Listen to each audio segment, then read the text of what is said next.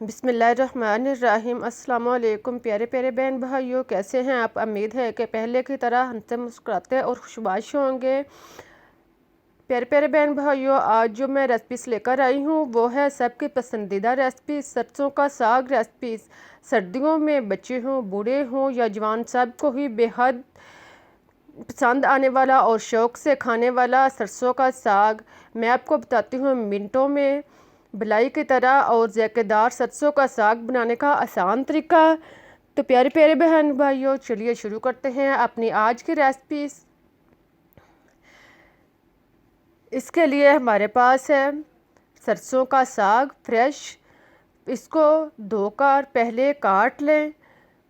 हमारे पास है 2 किलो सरसों का साग, 1 किलो पालक और आधा पाव हरी मिर्च।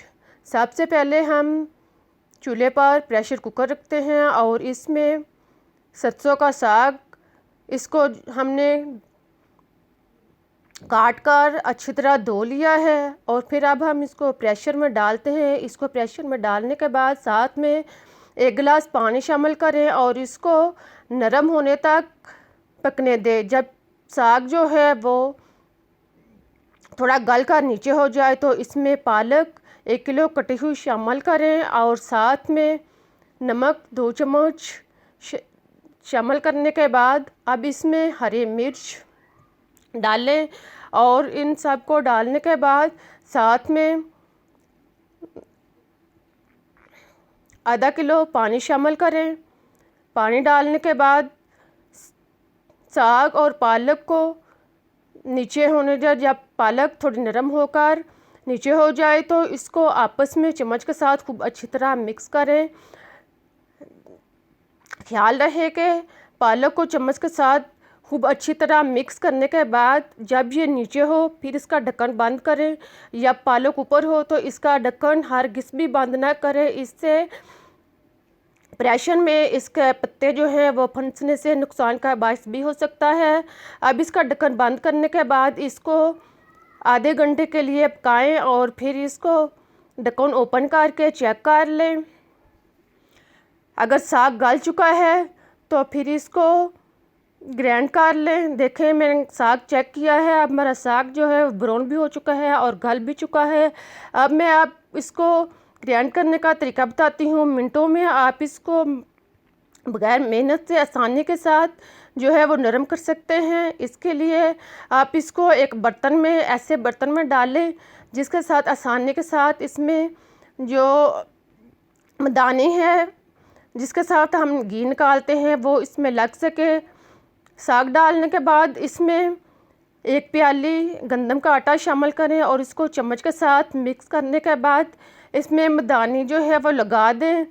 मदानी लगाने के बाद इसका बटन जो है ऑन करें और इसे 2 मिनट तक चलने दें। 2 मिनट के बाद आप बटन जो है वो ऑफ करके चेक करें। अगर तो साग नरम हो गया है, देखें साग जो है वो मिनट में ही कितना नरम और बिलाई की तरह जो है वो बिल्कुल नरम और मुलायम हो चुका है। देखें कितना रुई की तरह मुलायम हो चुका है। अब हम इसका तड़का लगाते हैं। तड़का लगाने के लिए चूल्हे पर एक लैदा बर्तन रखें और इसमें देसी घी आधा कप शामिल करें। जितना आपने तड़का लगाना है उसके मुताबिक इसमें घी डालें और इसमें 1 चम्मच अदरक जो है वो कुटा हुआ इसमें शामिल करें। अदरक को ब्राउन होने पर इसमें सुरख मिर्च और नमक आप टेस्ट के और ज़रूरत के मुताबिक इस्तेमाल करें। नमक क्योंकि पहले भी साग में शामिल किया है, इसलिए आप इसमें टेस्ट और ज़रूरत के मुताबिक नमक जो है वो शामिल करें। और फिर इसमें हरा धनिया कटा हुआ डालें। हरा धनिया डालने के बाद इसको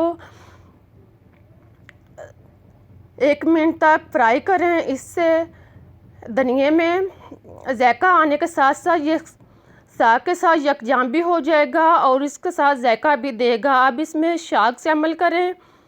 साग डालने के बाद इसको घी में अच्छी तरह मिक्स करें ताकि घी और जो अदरक वगैरह है वो अच्छी तरह आपस में यकजां हो जाए। अब इसको धीमी आंच पर 8 से 10 मिनट के लिए पकाएं ताकि साग का पानी जो है वो खूब अच्छी तरह खुश्क हो जाए। इसको हल्की आंच पर पकाते जाएं और साथ में वक्फे वक्फे से चम्मच चलाते जाएं। तकरीबन 8 से 10 मिनट तक जब पानी खूब अच्छी तरह खुश्क हो जाए और घी जो है वो ऊपर आ जाए तो देखें हमारा साग जो है अब तैयार हो चुका है। अब हम इसको एक बाउल में निकालते हैं। मज़ेदार टेस्टी साग जो है वो तैयार हो चुका है। अब इसको बाउल में डालें और उसमें मक्खन रखकर इसको मज़े के साथ नोश फरमाएं। आई होप कि आपको बहुत ही पसंद आया होगा। मुझे इजाज़त दें, मैं फिर मिलूँगी एक नई और बेहतर रेसिपीज़ के साथ। तब तक के लिए अल्लाह हाफिज़।